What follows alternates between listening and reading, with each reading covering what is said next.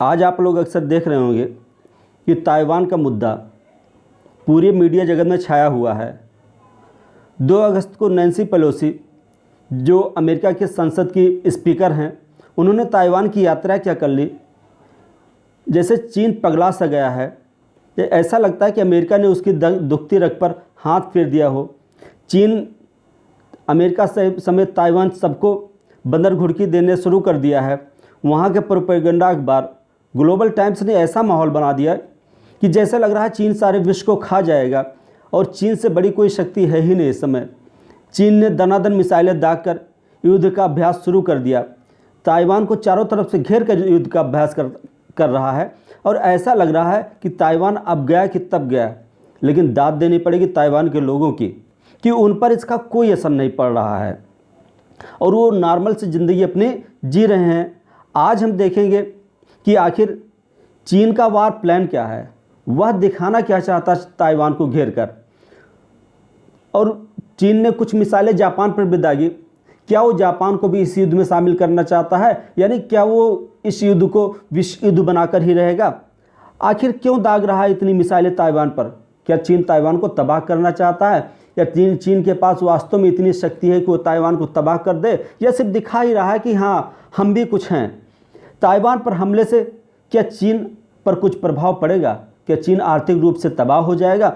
आखिर ताइवान के साथ युद्ध में से चीन क्यों कतरा रहा है, क्यों सिर्फ वो बंदर घुड़की देना चाहता है, या क्यों ऐसी रणनीति अपना रहा है कि ताइवान बिना युद्ध लड़े ही चीन में शामिल हो जाए।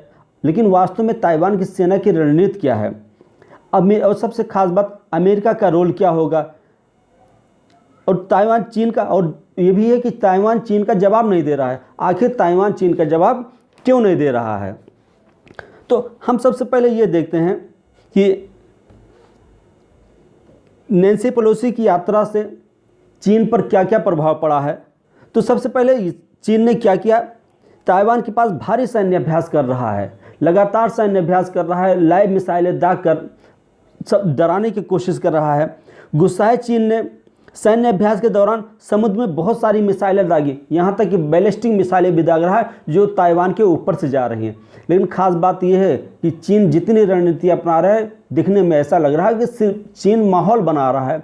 वास्तव में उसकी जितनी मिसाइलें हैं वो ताइवान या जापान के ऊपर से भले गई हों या उनके जल क्षेत्र में भले गई हों, लेकिन वो अंतर्राष्ट्रीय नियमों का उल्लंघन नहीं कर रही, क्योंकि चीन जान रहा है कि अगर मैं अंतर्राष्ट्रीय नियमों का उल्लंघन करूंगा तो हो सकता है ताइवान अमेरिका के साथ मिलकर उस पर भी अटैक कर दे।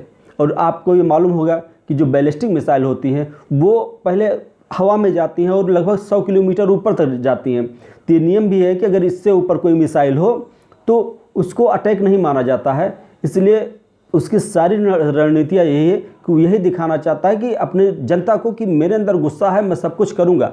लेकिन पूरे विश्व में ऐसा माहौल दिखाना चाह रहा है कि वो युद्ध में भाग नहीं लेना चाहता, वो सिर्फ ताइवान को डराना चाह रहा है। और आजकल चीन और ताइवान के बीच का जो तनाव है वो बहुत ज़्यादा बढ़ गया है। और ताइवान ने भी धमकी दी है कि अगर चीन अपने हद से बाहर आएगा तो ताइवान भी इसका प्रत्युत्तर देगा। और नाराज चीन ने अमेरिका से कई मुद्दों पर वार्ता स्थगित कर दी। उसने नैन्सी पेलोसी और उनके परिवार के ऊपर प्रतिबंध लगा दिया और न चीन से कोई व्यापार कर सकते हैं और न चीन की यात्रा कर सकते हैं। ये बिल्कुल चीन ऐसा दिखा रहा है, या ऐसा है कि जैसे कोई दुखती रग पर जब कोई हाथ फेर देता है तो आदमी जब क्रोध में छटपटाता है तो ऐसे ही करता है। और जानता है चीन कि ऐसा करके उसको कुछ हासिल भी होने वाला नहीं है, लेकिन तब ऐसा वो कर रहा है। अब देखिए आखिर ताइवान के साथ युद्ध से क्यों कतरा रहा है चीन। ताइवानी सेना ने ऐसी क्या रणनीति बना ली कि चीन इतना होते हुए भी, यानी इतना गुस्सा होते हुए भी सीधे सीधे ताइवान पर अटैक नहीं कर रहा है। वो ताइवान को सिर्फ डराना चाह रहा है। आखिर यूएसए का रोल क्या है, यूएसए क्या भूमिका निभा रहा है कि चीन के पास अभी इतनी हिम्मत नहीं हो रही कि वो सीधे सीधे ताइवान पर अटैक कर दे। तो इसकी सबसे खास बात यह है कि ताइवान को लेकर अमेरिका ने अपने पत्ते नहीं खोले हैं। अमेरिका ने ये भी नहीं कहा, अमेरिका ने कहा कि वो ताइवान की सहायता करेगा और चीन को रोकने की हर संभव कोशिश करेगा, लेकिन उसने ये नहीं कहा कि वो कौन सा विकल्प उठाएगा। उसने ये कहा कि मेरे पास सारे विकल्प खुले हैं। लेकिन विकल्प में क्या है, क्या चीन चीन के ऊपर सैन्य हस्तक्षेप करेगा अमेरिका, कि या सिर्फ आर्थिक प्रतिबंधों से संतोष कर लेगा। चीन अभी इसी भ्रम में है कि आखिर अमेरिका क्या कदम उठा सकता है। कहीं ऐसा ना हो कि चीन ने उसके ताइवान के ऊपर अटैक कर दिया और अमेरिका ने चीन के ऊपर अटैक कर दिया। तो इससे ताइवान की इस नीति से चीन अभी सहमा हुआ है कि कहीं ऐसा ना हो कि माहौल उसके विपरीत चला जाए। लेकिन हाँ, एक खास बात यह है कि यही नीतियाँ ताइवान को भी रोक रही अपनी स्वतंत्रता की घोषणा करने से। अगर ताइवान को पूरा विश्वास हो जाए कि अमेरिका हर हालत में उसके साथ देगा तो अपने आप को स्वतंत्र घोषित कर देगा।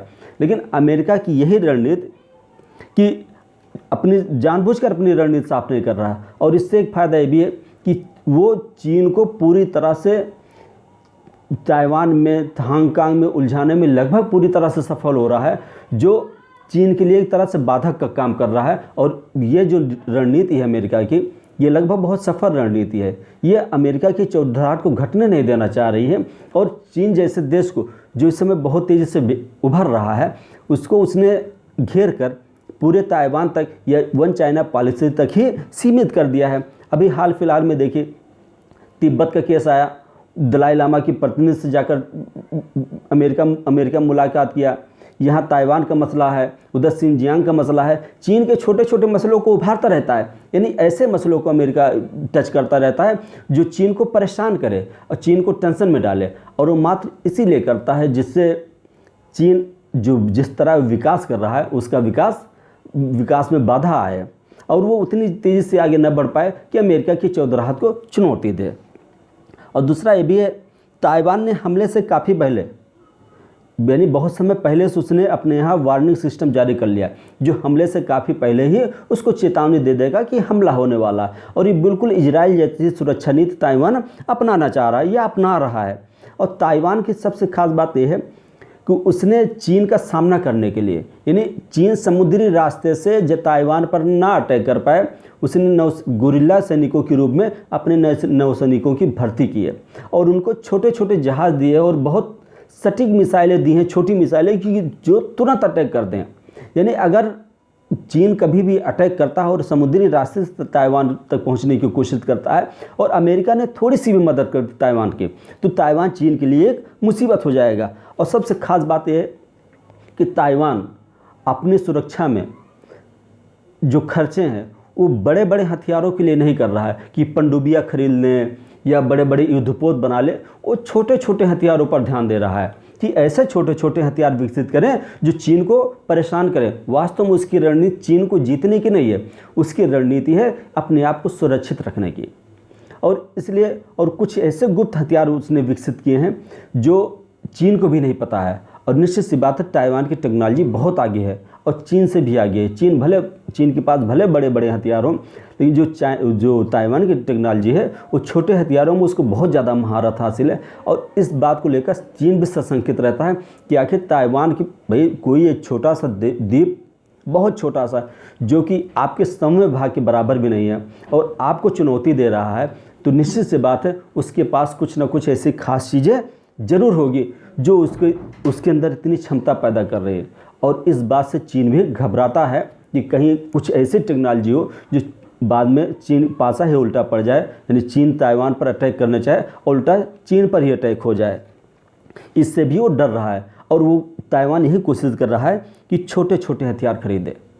जैसे अभी हाल फिलहाल में आपने देखा है, जैसे जेवलिन हुआ, ये स्ट्रंगर मिसाइलें हुए, ये सब कंधे पर लाद कर फायर की जाती हैं। और इसने क्या किया था इन मिसाइलों ने यूक्रेन युद्ध में, कि यूक्रेन ने जब इन मिसाइलों का सहारा लिया तो रूस जैसा बड़ा देश जिसके पास बहुत सारे हथियार थे, सब कुछ था, यूक्रेन ने उसकी वायुसेना को तबाह करना शुरू कर दिया और उसके जो जहाज़ थे रूस के वो पूरी तरह से तबाह हो गए, उसके टैंक ध्वस्त हो गए।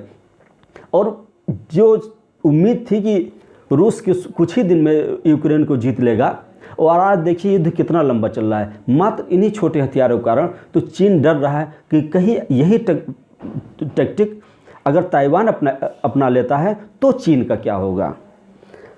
और सबसे खास बात ये भी है कि चीन को एक भय और बना हुआ है कि कहीं ऐसा ना हो कि वो पूरी तरह से आर्थिक रूप से तबाह हो जाए। यहाँ निश्चित सी बात है कि चीन का इस समय जो मुख्य उद्देश्य है वो आर्थिक विकास ही है। वन चाइना पॉलिसी है, सब कुछ है, लेकिन सबसे बड़ा उद्देश्य आर्थिक साम्राज्य को अपने स्थापित करना। लेकिन अगर चीन ने ताइवान पर अटैक किया तो ताइवान के जो इंडस्ट्री है वही उसकी सबसे बड़ी सुरक्षा कवच है। जैसे उसकी कंडक्टर की इंडस्ट्री है, वो चिप्स बनाता है, छोटे छोटे चिप जो मोबाइल्स वगैरह या इलेक्ट्रॉनिक सामान है, कार वगैरह में बहुत काम आती है, और यही उसकी सुरक्षा कवच है। पूरी दुनिया को लगभग 2/3 सेमीकंडक्टर ताइवान ही सप्लाई करता है। अगर खुदा न खास्ता ताइवान पर अटैक हुआ और उसकी ये इंडस्ट्री ध्वस्त हुई तो इससे सिर्फ न चीन और ताइवान परेशान होंगे, पूरा विश्व परेशान हो जाएगा। और आजकल देखिए आप, चाहे जो भी हो, स्पेस का हुआ, वाटर का हुआ, मोबाइल्स हुए, जो भी हो, सब कुछ इलेक्ट्रॉनिक्स पर बेस्ड है। तो अगर यही इलेक्ट्रॉनिक इंडस्ट्री के हार्ट पर मतलब अटैक हो तो सोचिए पूरे विश्व का क्या होगा। और यही इंडस्ट्री ताइवान के लिए सुरक्षा कवच का काम कर रही है। चीन भी डर रहा है अगर इस इंडस्ट्री पर अटैक हुआ, अगर ये इंडस्ट्री तबाह हुई तो ताइवान तो तबाह होगा ही होगा, साथ साथ में चीन भी तबाह होगा। क्योंकि चीन का अधिकतर व्यापार जो है वो तो खिलौने वगैरह जो बनाते कोई खास सामान चीन तो बनाता नहीं। चीन वैसे सामान बनाता है जो यूरोपीय कंट्री ने बनाया या अमेरिका ने बनाना छोड़ दिया। तो उसमें इलेक्ट्रॉनिक के सामान बना रहा है, वो मोबाइल्स बना रहा है। लेकिन मोबाइल के लिए ज़रूरी क्या है? सबसे ज़रूरी है चिप, सेमीकंडक्टर, इन सब की ज़रूरत पड़ती। अगर यही न मिले चीन के इंडस्ट्री को तो चीन की इंडस्ट्री क्या होगी? पूरी तरह से तबाह होगी। और ये भी निश्चित सी बात है, अगर चीन ने अटैक किया तो अमेरिका अगर मान लीजिए ताइवान की तरफ से ना भी लड़ने आया तो वो पूरी कोशिश करेगा, जितने संभव हो सके उतने प्रतिबंध चीन के ऊपर लगाएगा। और जब वो प्रतिबंध चीन के ऊपर लगाएगा तो निश्चित सी बात है ऐसे देश जो इन इलेक्ट्रॉनिक्स के सामान में महारत हासिल किए हैं, जैसे दक्षिण कोरिया है, ताइवान है, ये सारे के सारे देश चीन को घेरना चाहेंगे।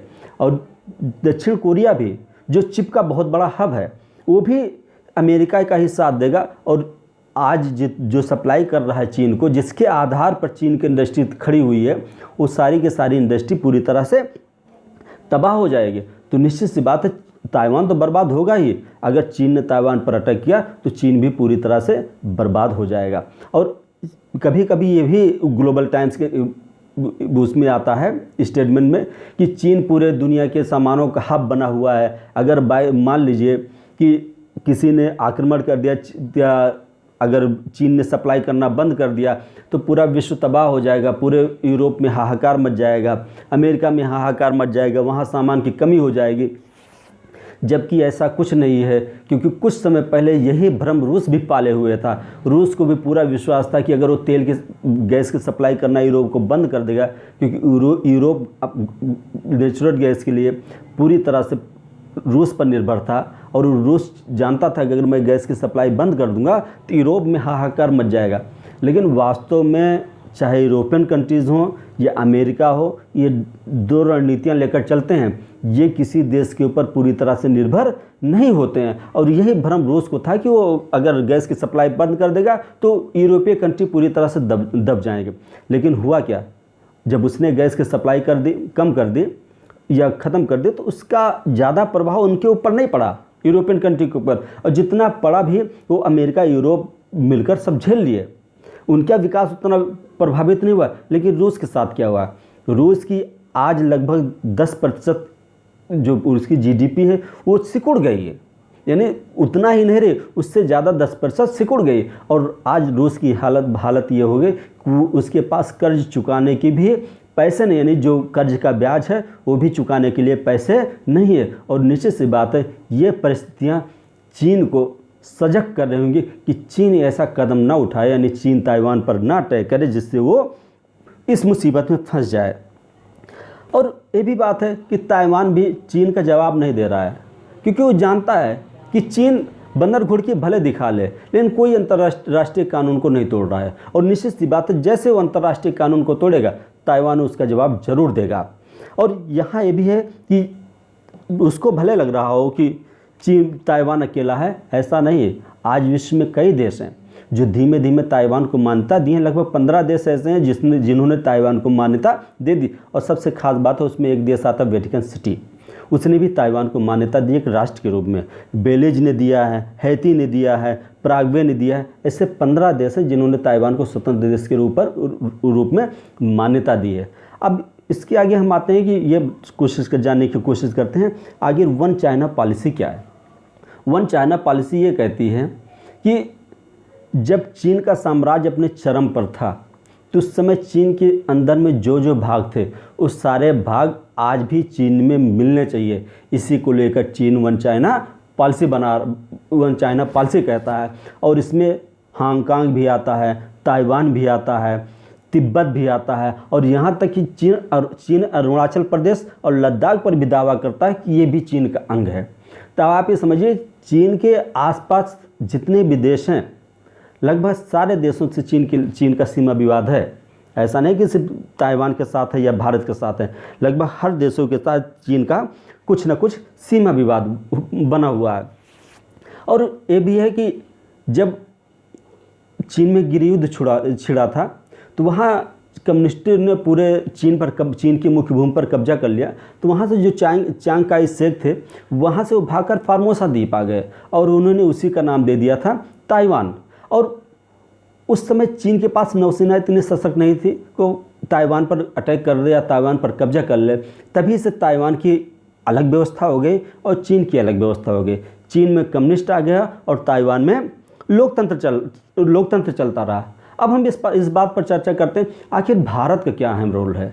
अब आप ये देखिए कि भारत के जितने भी पड़ोसी हैं, चाहे पाकिस्तान हो, बांग्लादेश हो, श्रीलंका हो, सभी ने वन चाइना पॉलिसी का सपोर्ट किया और सभी ने खुलकर कहा कि हम वन चाइना पॉलिसी को विश्वास करते हैं। लेकिन भारत एक दशक से वन चाइना पॉलिसी के ऊपर कोई स्टेटमेंट नहीं दिया और चीन के लिए यही सबसे बड़ा सिरदर्द है। क्योंकि आज देखिए विश्व में भारत ही एक ऐसा देश है जिसके पास जनसंख्या, संसाधन या ऐसे व्यवस्थाएं हैं जो चीन का मुकाबला कर सकती है। अमेरिका भले ही कुछ समय तक चीन का मुकाबला कर ले, लेकिन चीन की जितनी पॉपुलेशन है, जितना एरिया है, उसके कंपेयर में अमेरिका के पास उतना नहीं है। तो हो सकता है आज नहीं तो कल अमेरिका चीन से पिछड़ जाए। तो अमेरिका चाहता है कि भारत उसके साथ हमेशा बना रहे, क्योंकि भारत ही जो ऐसा देश है जो चीन को टक्कर दे सकता है। सबसे बड़ी रणनीति ये। अभी हाल फिलहाल में आपने देखे कि भारत रूस चीन मतलब अमेरिका दबाव डालता रहा कि भारत रूस से संबंध समाप्त कर ले, उससे आयात बंद कर दे, उससे S-40 का आयात न करे। लेकिन भारत ने ऐसा कुछ नहीं किया। तब भी अमेरिका ने भारत पर कोई प्रतिबंध नहीं लगाया और यही काम अगर दूसरे देश करते होते तो अमेरिका तुरंत उस पर प्रतिबंध लगा देता है। अमेरिका भी जानता भारत की अहमियत क्या है और अमेरिका ही नहीं, चीन भी जान रहा है कि भारत की अहमियत क्या है और चीन के साथ साथ ताइवान भी जान रहा है भारत की अहमियत क्या है। क्योंकि अगर भारत चाह लेगा या भारत अगर अडिग है कि चीन ताइवान पर नहीं अटैक कर पाए तो चीन ताइवान पर कभी अटैक कर भी नहीं पाएगा। और इसी कारण ताइवान के लोग हमेशा भारत का सपोर्ट करते हैं, चाहे वो तिब्बत का मामला हो या लद्दाख का मामला हो या अरुणाचल के प्रदेश का मामला हो, कश्मीर का मामला हो। हर मामले में ताइवान खुलकर भारत के साथ आ रहा है और भारत का सपोर्ट कर रहा है। सिर्फ मात्र इसलिए सपोर्ट कर रहा है कि भारत भी उसको सपोर्ट करे, क्योंकि ताइवान जानता है कि अमेरिका से चीन उतना डर नहीं है जितना भारत से है। यानी जितनी अच्छी तरह से रक्षा भारत ताइवान की कर सकता है उतनी अच्छी तरह से रक्षा चीन अमेरिका नहीं कर सकता है। इसलिए ताइवान भी चाह रहा है कि भारत उसके सपोर्ट में आ जाए और जानता जिस समय भारत उसके सपोर्ट में आ गया उसके बाद से चीन कभी भी ताइवान पर अटैक करने या ताइवान को ज़बरदस्ती कब्जा करने की कोशिश नहीं करेगा। और वास्तव में जहाँ तक मेरा विश्वास है चीन कभी ऐसा करेगा भी नहीं। चीन की रणनीति यही है कि उसको डराओ और इतना डराओ कि वो डर के मारे शामिल हो जाए आपके देश में। बस चीन इसी रणनीति पर काम कर रहा है। आज के लिए बस इतना है। धन्यवाद।